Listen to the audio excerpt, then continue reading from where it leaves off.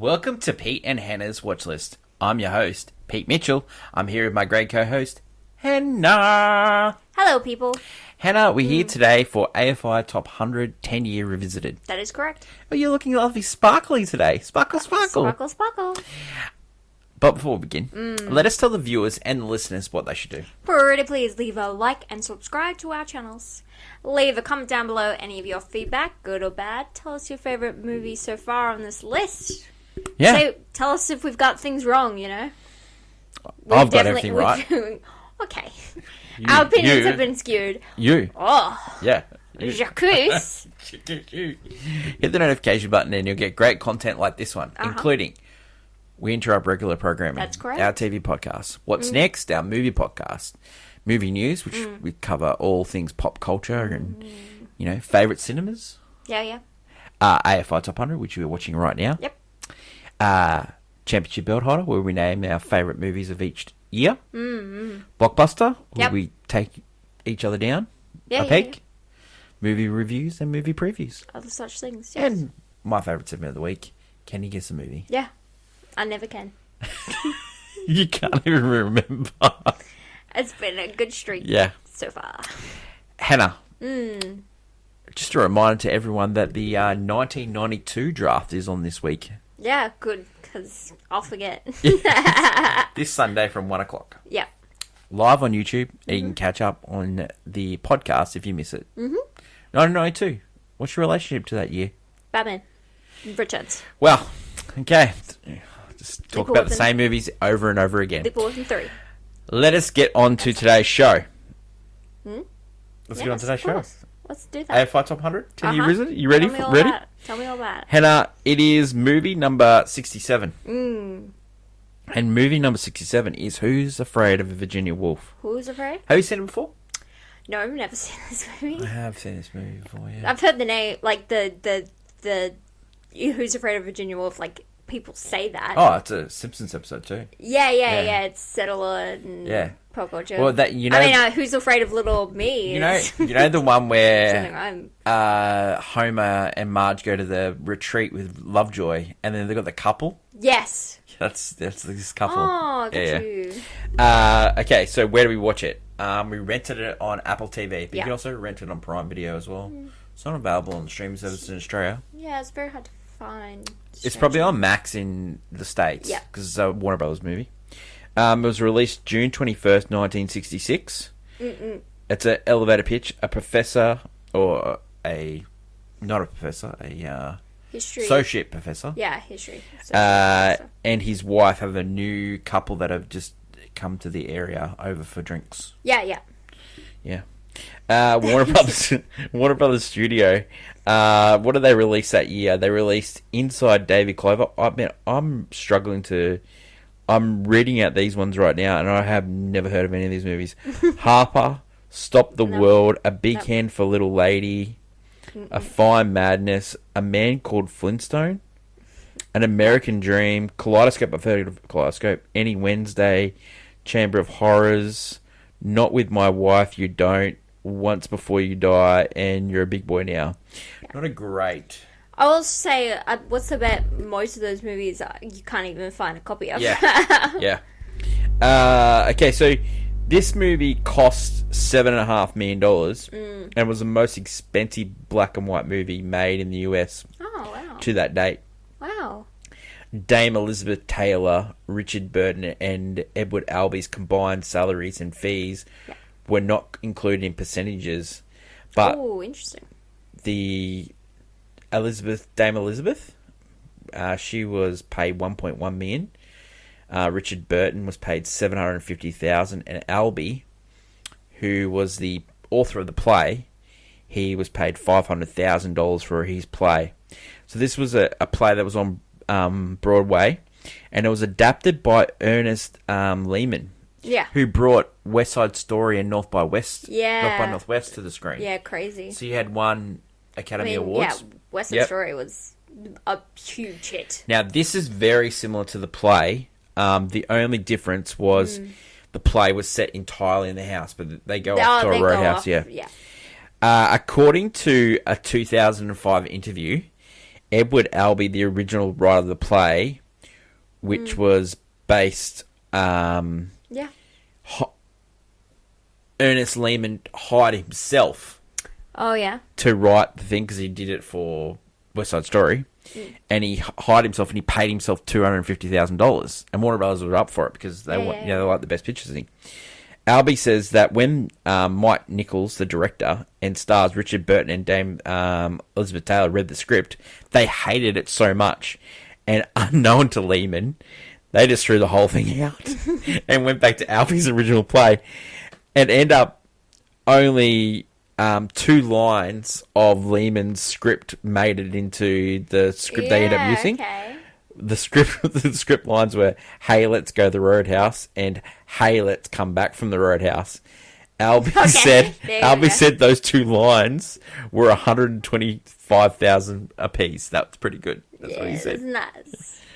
The director of this movie is Mike Nichols. Yeah. Now, Mike Nichols, this is his first movie. He had been like a stage director Interesting. Yeah. Okay, yeah.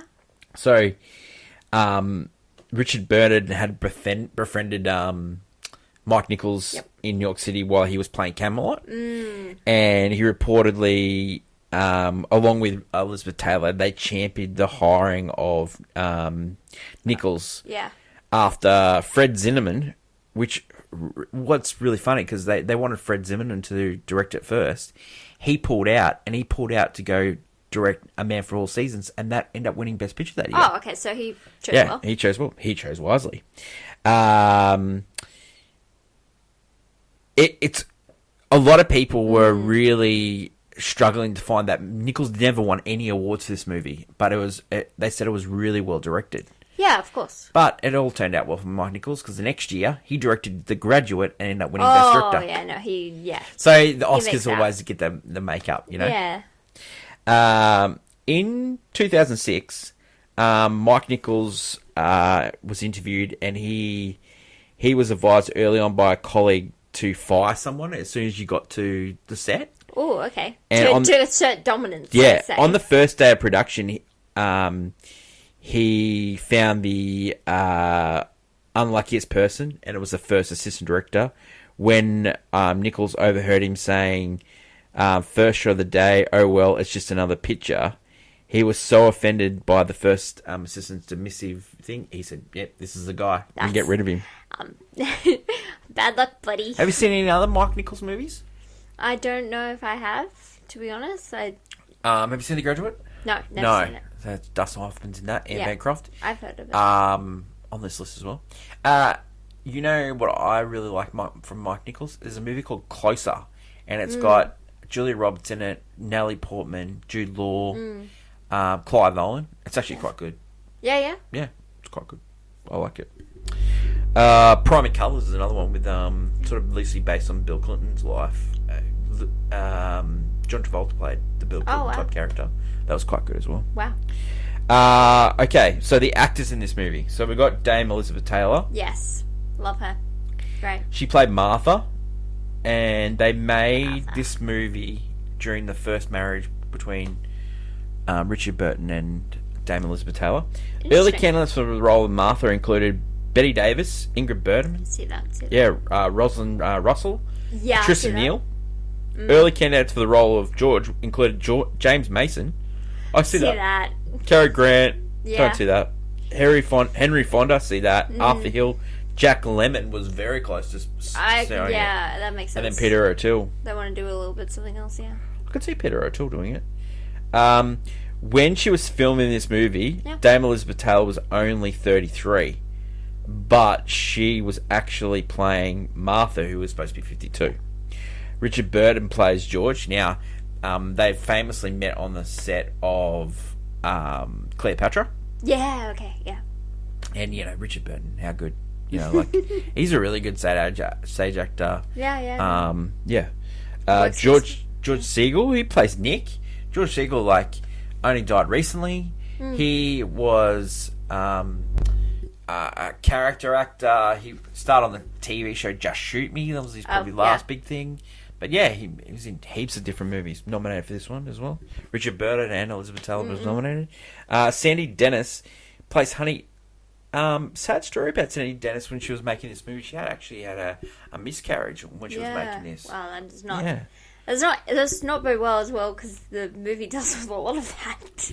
Let's talk about Elizabeth Taylor a little bit.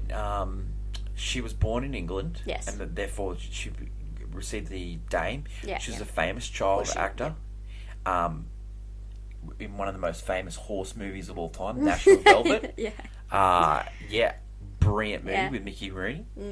And she had an up and down life, and she ended up marrying 7 times, married Richard Burton twice. She's probably more famous with this generation for the fact that she was married so many times. Yeah, that's what she's probably most known. But the reason she also received Dame was because she was very much into her charity work as well. Yeah, huge charity. Her work with the AIDS Foundation, absolutely astonishing. She was really close with Michael Jackson as well. She, for a child actress and that had a really hard life, she had some really bad husbands and she had some good husbands as well, but she had some bad husbands. Yeah. She was married to Eddie Fisher, who was Carrie Fisher's father. She, my first interaction with other than National Velvet was when she played Betty's mum in Flintstones, the movie. That's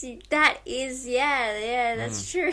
But I think people forget how big of a star she was. She was the highest paid actress on this movie. She got paid $1 million, way more than her husband.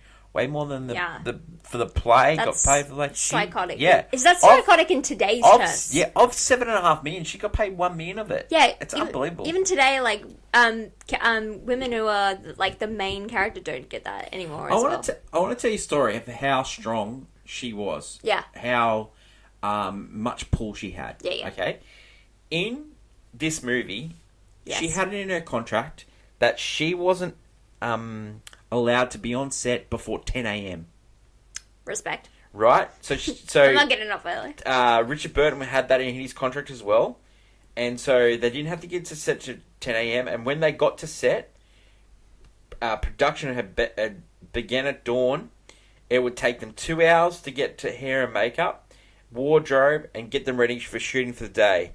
And then they were camera ready. And it was lunchtime. And then they would go off and then have lengthy cocktail-filled lunches with their friends and often return late in the afternoon. And when they finally come back late, they had ignored it all and all would be nice and say, "Hey, Mike, old buddy, sorry we were late. Okay, it's okay to shoot." But then they'd come back about 5 o'clock after their long lunch and they'd have to be done by 6. So they have to cram everything they into 1 hour, basically. Yeah. Mike Nichols end up being 35 days late with this movie, and the studio were going to sack him. And Richard Burton and Dame Elizabeth Taylor said, "No, you're on your life. I like this guy. He likes to away stuff. This guy is to stay or wear out." Yeah. So that's how much pull they had. Respect. They had so much pull. Okay, reaction to this film at the time. Box office. 33.7 million, huge. Yeah. Critics absolutely love this movie. Of course. They loved Elizabeth Taylor. They loved Mike Nichols' direction. They loved the script. They were a fan of it on the stage. They were a fan of it in the movies. It was really hard to find any negative words about this movie whatsoever. It was nominated for 13 Academy Awards. Yeah, that's big. It was huge. It won 5, which included Best Actress and Best Supporting Actress. Wow. Okay, cool. Best cinematography in black and white was the last time the award actually happened in split in colour and black and white. Black and white, yeah. Had best set design and had one best costumes. Yeah, okay. Oh, okay, yeah. Reaction to this film recently. Rotten Tomatoes 96, really high. Letterboxd 4.3, IMDb 8. Mentioned about the Simpsons episode, but a lot of movies that were based on sort of relationships and therapists. This is where the starting point for it all was. Of course, they call back. There's callbacks to this movie in it. Yeah, no, I see that. Yeah, that makes sense. Every Thursday on our movie news show, we do a segment called Clickbait. Hoo-ha. And we give the hottest hot takes. Do you have a hot take for this movie, Hannah? I told you a little bit about this, but I think if you have this movie in the perspective of the young couple that come to dinner, so instead of us seeing Liz Taylor and Richard Burton as, as our main protagonists. You see them coming to dinner, and it's like the dinner from hell. This movie becomes a thriller. Yeah. Like, they're fighting for their lives to be here. Like, it's more of a horror film than anything, because this couple are insane. Yeah. They are... It's like they, you think, oh, they're fighting because they're mad at each other, but then they're, like, playing with their food, with their company. And I just think if you have a different movie if you follow that. When you said this, I had a bit of a thought, and you could have played this movie in two halves. Yeah, I know. You could have had the perspective from George Siegel and it's a different movie from their perspective. And like in this movie, we'll go through our scene breakdown in a sec. But there's periods where two other characters are not on screen. Yeah, but... And you could have had that period where you Because we don't know... Because, some things get told off screen to characters, and that's very much a stage thing. But yeah, it is. It's very, apparent in this movie. But, I'm saying, if you started the movie, like, watching the couple get ready to, like, oh, we have to go to this dinner late. Like, I'm really worried. I'm nervous about these people. Yeah. Let's make sure this is short. Well, they met each other at a party. Yeah, but very briefly. Didn't really know each other. Yeah. But they had to have dinner. Yeah. And so they, like, even them, like, they had to go to this house late at night. Yeah, and so it's just, like... Yeah. It's a scary... It's like... it's you could have seen it, yeah. Yeah, good it's a different... It's like a Jordan Peele movie. Yeah. Yes. My hot take is the trailer for this movie is outstanding. Incredible. And if trailers were made like that today, more people would see go to movies, especially thriller movies, because they get spoiled. Nothing away. Yeah. Gives nothing away. Like, we've recently seen Deadpool and Wolverine, and like a lot of that stuff was given away. There's a thriller that's coming out soon called Trap. The second trailer is, it just gives the whole thing away. Yeah. I was in a movie. I went and saw a movie the other night, and there was a guy in it, and he just yelled at the screen, "You just gave the whole movie away, mate!" Did. Just unbelievable. It does do that. Yeah. Trailers, really bad, especially because they're making them longer. But this trailer is really good. Great voiceover. It's just playing clips of them laughing at insanity, saying "Who's Afraid of Virginia Woolf?" Well, it's been my thing. Where I've mentioned this in past, where the voiceover of the trailer is what's missing, and they're being hypnotic too. Like they're saying when you hear "Who's Afraid of Virginia Woolf," you'll think of Elizabeth Taylor, Richard Burton, and it's synonymous with this movie, and I think that's very clever. Yeah. Okay, let's get on to Pete and Hannah's review, and every week we do start off with scene breakdown. Yep. So the first scene of this movie is the couple coming from a party, going home, and they're getting ready, and they're just wandering, and you can tell they're both drunk. And they discuss a Betty Davis picture. And in this movie, Elizabeth Taylor does an exaggerated impression of Betty Davis, saying a line from Beyond Forest, which was from 1949. Yeah. What a dump. In an interview with Barbara Waters, Davis said that the movie, she really did not deliver the line in such an exaggerated manner. She said it was a more subtle, low-key manner, but it was passed on into legend. And the way Taylor delivered it during the interview clip of Davis telling the line from Beyond Forest was shown to Davis as was correct. However, since people have expected to deliver the line the way Taylor did, she had... What a dump. It always brought down the house. And I intimidated the imitators. Yeah. Yeah. I mean, if one person does it better... Betty Davis, she is... Betty Davis, a bit of a... Yeah. She's a bit of a curmudgeon, but she's what a legend. Yeah, no. Absolute legend. Yeah, her work and her acting, she would have done a subtle performance despite always being seen crazy. So we get the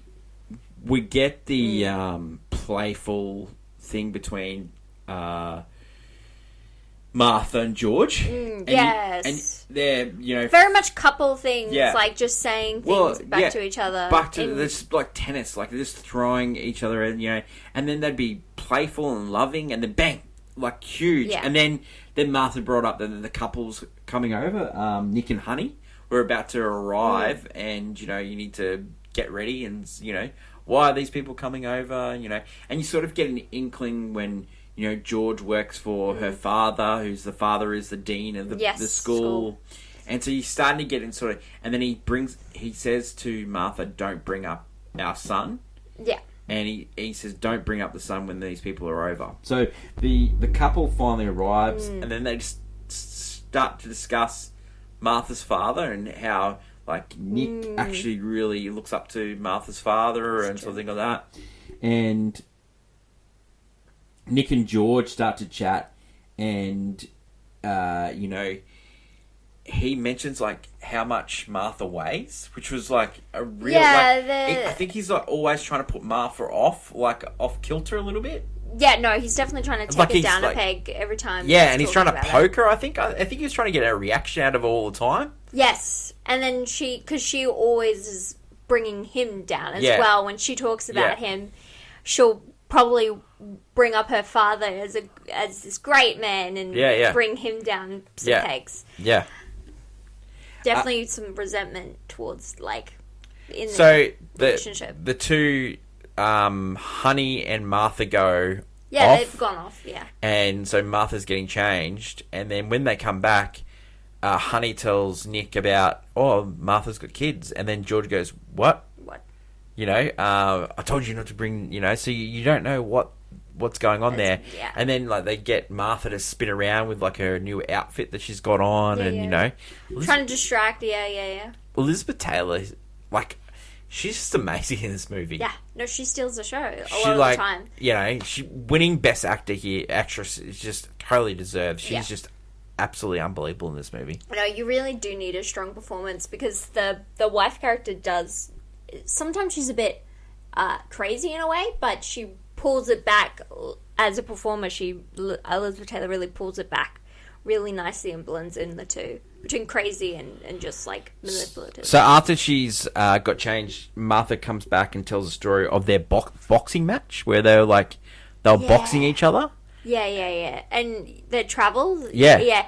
And these two, she would fight very much in front of the couple. Yeah. She'd just fight out with him. No, you didn't do that. Yeah. No, it was like this. Yeah. And she is really taking him down a peg, and then he's rustling through cupboards, brings out a gun, and goes to shoot her, and it ends up being, it's an umbrella. Yeah, it's just a fake gun. Yeah, it's a fake... and then, it's so funny. Like, and she's just like, oh my god, like, you know, you... spooked me. Yeah, like... Oh, funny. Yeah, funny. Evil guy, like, you know. So, so after this, Martha tells Nick and Honey how big of a disappointment George is. And it's all around the fact that he was supposed to be a professor that was going to take over from her father, but he ended up being an associate professor. He wrote a book. That her dad pushed down. Said, this ain't happening. Because it's a fiction work. It's not a non-fiction work, which he's supposed to be a history professor. So George and Nick go off, and they're outside, and they're sort of chatting. And then George finds out about Nick and Honey. And how Nick... their relationship isn't great either. Well, Nick married Honey because she had an hysterical pregnancy. Yeah, she said she was pregnant. But she wasn't. She wasn't. But it turns out it's okay for Nick because Honey's loaded. Yeah. So he stays with her, but she's a little bit kooky. But, like, George is one of those people that just sort of, like... He's gaining ammunition. He is stirring... He is a pot stirrer, if I've ever seen one. And then the next bit. So then they go back into the house, and Martha's sort of unhappy because George has offended Nick. And Nick said, I'm going home. And we're going home, Honey. And Honey's throwing up everywhere. And she's drunk too much, and she apparently doesn't drink. Yeah. And then Martha's, like, unhappy with George because she's upset. So they said, let's go to the Roadhouse. So this is where it differs from the play a little bit. Yeah. So they're going to the Roadhouse, and they're dancing in the Roadhouse. And, you know, the Who's Afraid of Virginia Woolf, like, that came up in that scene before. And that was from the party earlier. Yeah. And that sort of, like... it was a joke. Yeah. And it was used again... And they used it again in the Roadhouse as well. Yeah, they used it continuously... trying to diffuse the situation where Yeah. they'll use it to be like, oh, it's funny, it's funny, it's funny. So Martha is dancing with Nick at the Roadhouse, and it's getting really hot and heavy. And all it is just she's poking the bear with George. Yeah. And also Nick is poking the bear with Honey as well. So, like, Honey, yeah. So she is so drunk she does not even know what the day is. And so, and Martha, like, Nick is sort of asking about their kids and stuff like that. Yeah, it's been he mentioned a is. few times. Yeah. Yeah.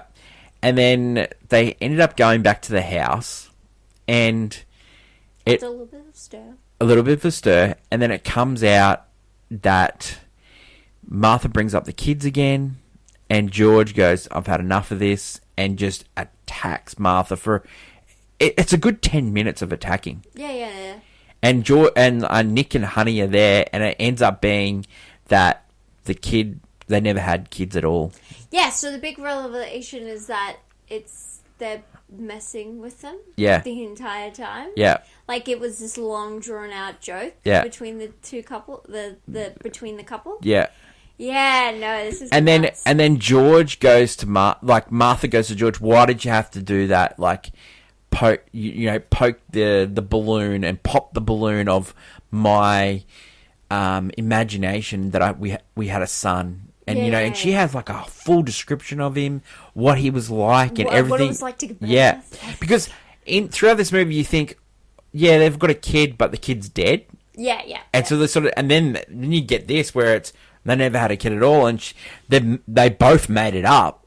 Yeah, like... And she made it up to make herself feel better, like, their life. And yeah, but they were also playing with this couple. They definitely, because they both of them saw themselves above...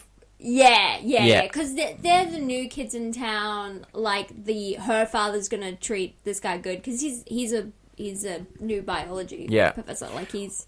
And so before you find out about the child, because I think George was going to let her go with this child thing, but when she attacked him about the book and went really hard about the book, he just had enough. Yeah. He just had enough, and he just needed to. No, I'm going to put a stop to this, and it's no more. We're not playing this anymore. We're not going to play this game anymore.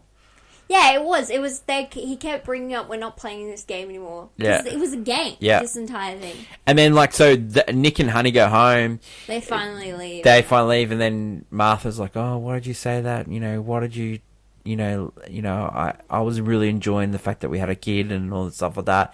And then let's go to bed, and that's how the movie... Because Dawn had broke. Yeah, that's how the movie... This whole movie is set, like... Over one night, yeah. Yeah, it's... And then that's how the movie ends. Yeah. Very play, this movie. Oh, 100% a play, isn't it? You can just, in its bones... I mean, if they don't leave the house, this movie is just a play. Like, you could just... Oh, yeah, but... on a stage. It still would have worked for me. Yeah, no, it's very well made. Reasons to see this movie. Elizabeth Taylor. I wrote that. It was like... Elizabeth Taylor. Oh, man, Elizabeth Taylor's great. Liz Taylor. Yeah, she's incredible. I seriously don't think our generations have no idea how big Elizabeth Taylor was.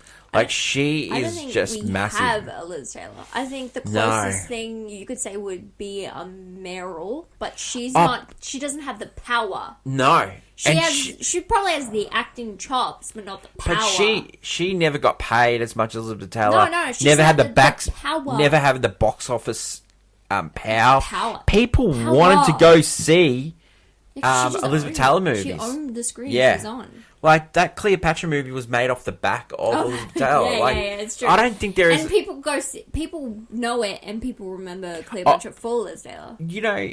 I don't think there's a man or woman has... the power. The acting chops, the people that want to be her, they want to marry her. Yeah. But the only person, and he hasn't got the awards that Elizabeth Taylor got, is probably Tom Cruise. But, like, I know what you're saying. Like, people are mesmerized. Yeah.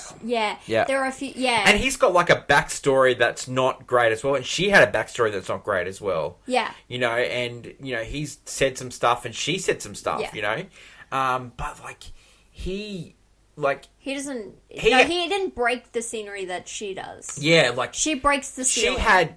she had many roles as good as this where she showed off apple chops. He's got one or two.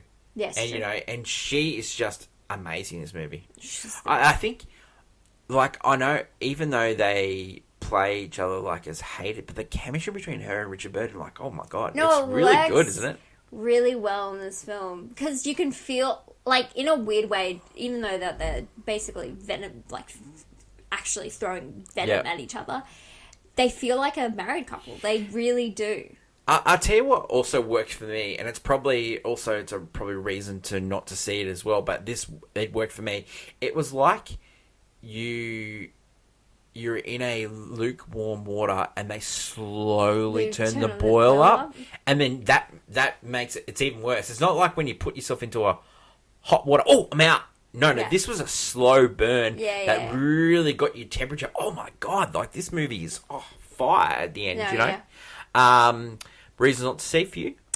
I feel it's more so just like it's not your everyday film. No. It's not a film that has a beginning and end. It's very much a play. That's Yeah. why I say that a lot because It is. plays don't really. They just end. Well, they And threw the they- script out and went back to the play. Yeah. They're just very much about the performance Performance, rather than the film itself. Yeah. And so if you tend to not like plays for Yeah, that you reason, won't like this movie. you won't like this movie. Yeah. I And the characters, like, all of them, all four of them, they're vile. yeah no. They just There's not one, even like You're- Honey's, there's no redeeming features yeah about she's Honey. getting drunk the entire time Yeah. just so she's just Yeah, not and she pompous. knows that she's played this guy. She knows that she's played this She guy. did it for a reason. Yeah. Yeah. Okay, Hen, does this movie deserve to be on the list? I think it does for Liz Taylor alone. Yeah. 100%. I don't think it deserves to be higher. I think No. This is like on the original list it wasn't here, so this is a new. I'm glad it's here. Yeah. It's definitely a very much an Americana film as well to put on this Yeah. list for the play itself. So would you buy this on Blu-ray? I wouldn't. No, I would But, the suspect only- it wouldn't be on Blu-ray. to be The only honest. reason I would get it is because The- it's hard to get it on streaming, so I would probably get it. Yeah. Would you watch this movie again, or would you recommend people to watch this movie? I recommend people watch this movie if they love Yeah. like great performances in cinema. Cause Yeah, Liz Taylor is just. Wow. I would definitely watch this movie again. I would too. I would say people should watch this movie. This is Yeah. a good if you're ticking off a list of the greatest performances ever, you need to watch this movie. Yeah. You need to watch this movie. Rating for this one. This one's hard. I reckon it's really hard for this one because The performances are banger worthy. but the film itself, I just think it's not a film. It's a play. It's very well Film shot play. film play. I'd say it's a golf club. Yeah. Yeah. I would say safely a golf But club. like, if I mean, someone we've said, seen- so can I just say, play films. yeah, There are other movies that are originally plays. There's one called A Few Good Men. yeah, You would, but that one doesn't feel like a play at all. no, Yeah. it's more cinematic. Cinematic. Yeah, Yeah. Yeah. Film like an actual film. Yeah. Brought to film. Whereas this yeah, one and it's feels got one of the very greatest much- film actors of all time, in Jack Nicholson. Oh yeah, I thought you were just. No, Jack Nicholson is one You of were the gonna best. say Kevin Bacon, no? Jack Nicholson is one of the best film actors of all time. Yeah, and like, And we'll see later down on this list. yeah, definitely, yeah. yeah, definitely. And we've already seen once, and he's a writer. Yeah, I know. Just one. One. Yeah, I think. Oh, jeez, Elizabeth Taylor's good in this movie. Yeah. It kind of makes me want to give it as a banger because she's it's Golf Club. she's so fantastic in this movie. She can be the most fantastic thing in this movie, Yeah. but the movie She's itself does not break the ceiling. That's as true. such. That's true. That is it for today's show. Leave your feedback, good or bad, Yeah. and if you have seen Who's Afraid? of Virginia Woolf, let us know. And do you agree with our rating? And what do you think of Elizabeth Taylor? I think she is wonderful. Yeah, she's awesome. Next week, Yeah. Raiders of the Lost Ark. Indiana. Yeah, old as me, 1981. Indiana. Should be good. Oh, it's the most film bro movies, my dude, on this list. Yeah, It really is. get to talk about Hannah's favourite director of all time. Senor Spielberg. Love that guy. Didn't give us that kiss and Twister. We brought that up on What's Next. Great choice, my guy. Look forward to seeing everyone for the draft. 1992, we're going to talk about Figure Bang for about an hour and 20 minutes, and then pick some other movies as well. That is my lovely co-host, Hannah. Long live cinema. Elizabeth Taylor, amazing. Until we meet again, it's bye for now. Bye.